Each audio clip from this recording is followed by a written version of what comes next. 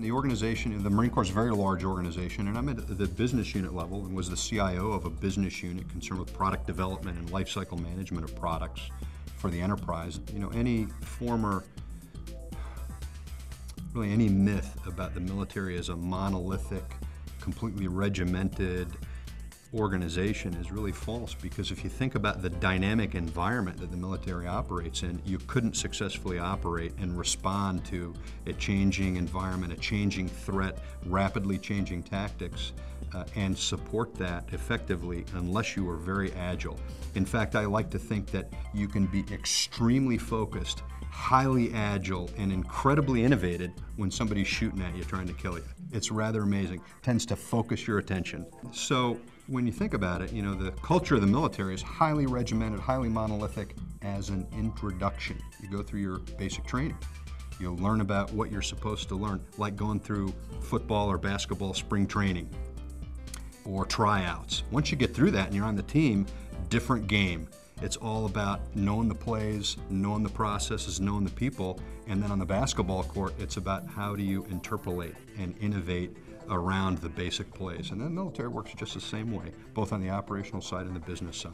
Rent-A-Center is the largest company of its kind in the country, actually in the world. We are a direct-to-consumer rental company. We do rent-to-own, rent-to-rent, short-term leasing of consumer merchandise such as furniture, electronics, dining room sets, living rooms. One of the things that we look at is, and I look at is, innovation very much to me is almost a form of play.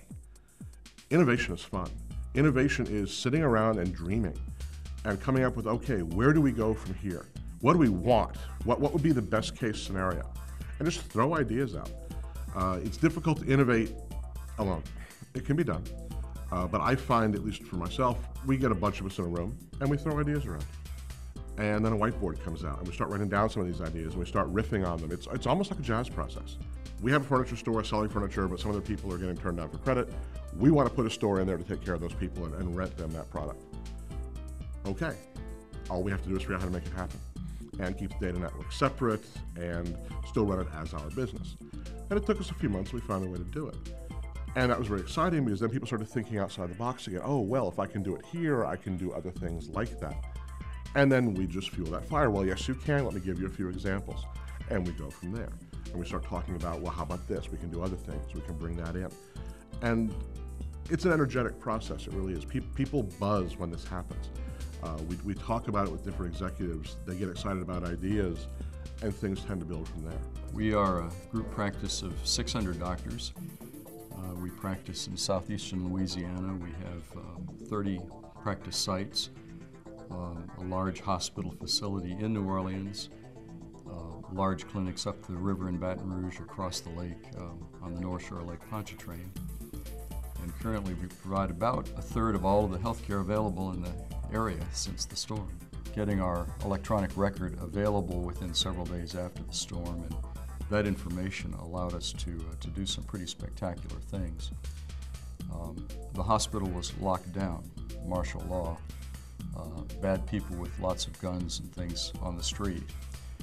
We took our entire internal medicine department and moved it across the street to a smaller facility, 22 doctors, and never missed a beat because patient records were available electronically immediately in that environment.